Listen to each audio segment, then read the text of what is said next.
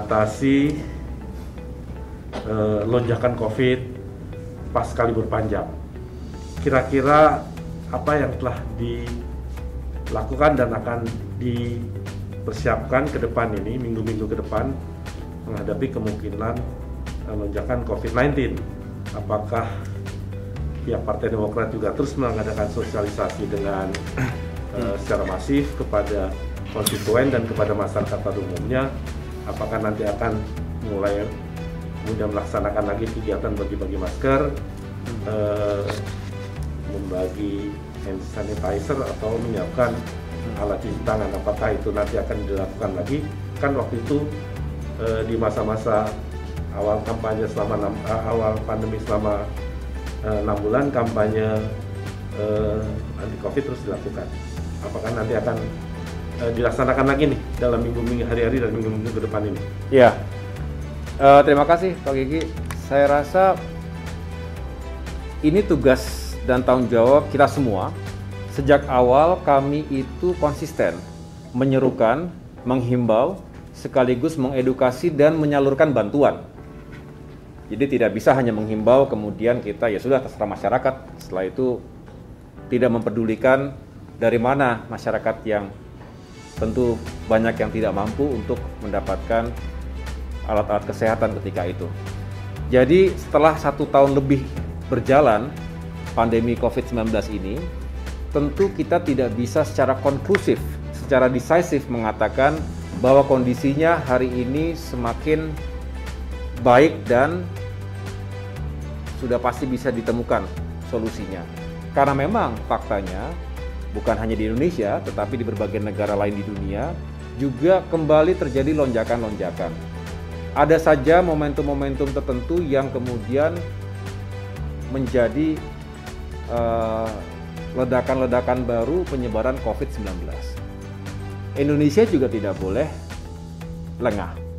Kendati kita sudah melakukan vaksinasi dan terus bergulir, tetapi jangkauan vaksinasi ini kan belum bisa menyentuh masyarakat luas secara keseluruhan. Dengan kecepatan vaksinasi hari ini, maka masih dibutuhkan waktu yang cukup lama agar semua penduduk Indonesia divaksinasi.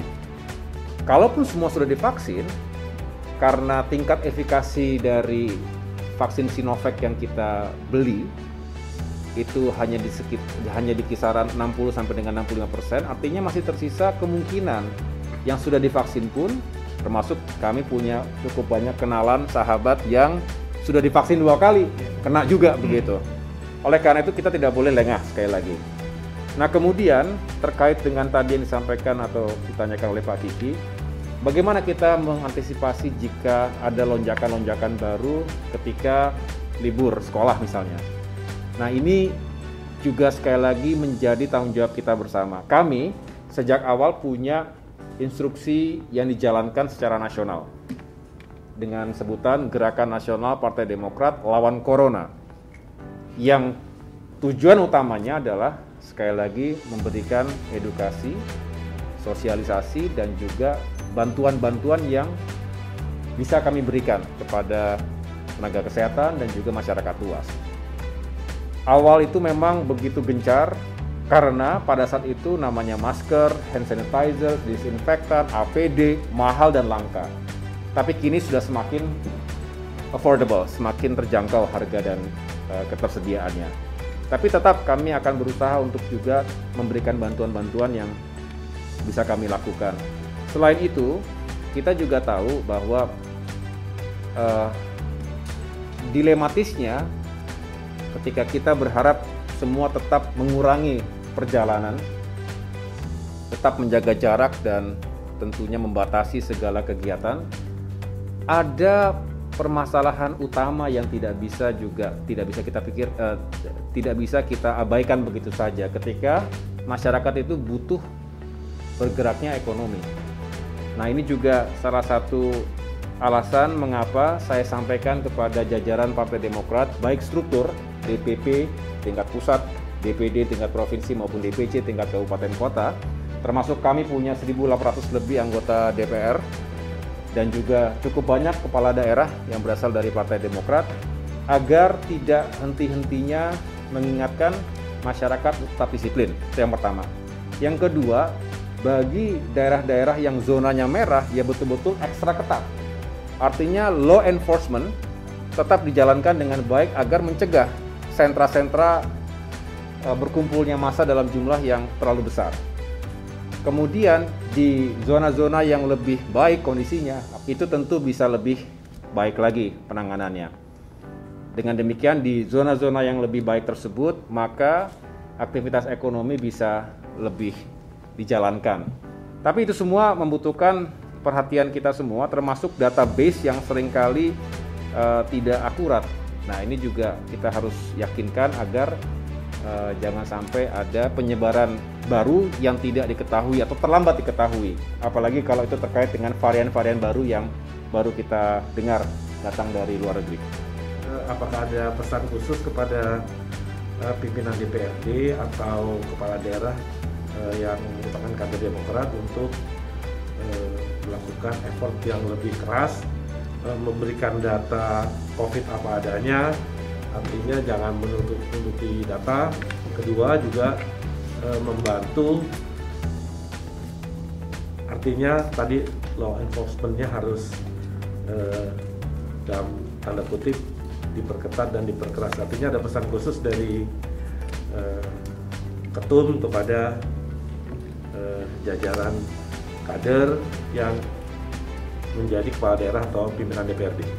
Iya, sebetulnya masih berlaku, tetapi nanti akan terus kita ingatkan. Instruksi juga himbauan secara tertulis maupun secara verbal. Kami juga sering melakukan commander's call atau rapat pimpinan secara berkala ataupun di saat-saat yang memang membutuhkan atensi semuanya. Lebih sering secara virtual, saya berkomunikasi dengan 34 ketua DPD seluruh Indonesia, dan di saat tertentu juga menyapa langsung 514 ketua DPC di seluruh kabupaten kota di Indonesia. Tujuannya adalah untuk secara langsung, ya walaupun secara virtual ya, tetapi secara langsung mendengarkan instruksi dari ketua umum, dan sekaligus setiap kali saya hadiri commander's call itu, saya juga munculkan data-data terkini perkembangan COVID-19 di dunia maupun di Indonesia tentunya, termasuk peringkat mana antar provinsi, supaya menjadi pemahaman utuh bagi semuanya. Kita tahu pandemi COVID-19 ini kan sifatnya borderless, tanpa batas. Jadi nggak bisa kita mengatakan sukses di satu tempat atau satu tempat yang memiliki masalah dengan cepat akan tersebar ke daerah yang lainnya. Jadi semuanya harus memiliki kesadaran dan pemahaman yang sama. Oleh karena itu saya akan terus ingatkan kepada para kepala daerah dan juga anggota DPR, baik di tingkat pusat maupun daerah tadi, agar sama-sama mengawal. Tadi Pak Kiki menyentuh aspek yang sangat penting, transparansi data itu benar-benar harus dijalankan. Jangan sampai begini, jangan sampai ada yang merasa takut untuk melaporkan kondisi yang real, takut mendapatkan kondite atau penilaian yang buruk. Justru kalau menutupi data, itu yang berbahaya.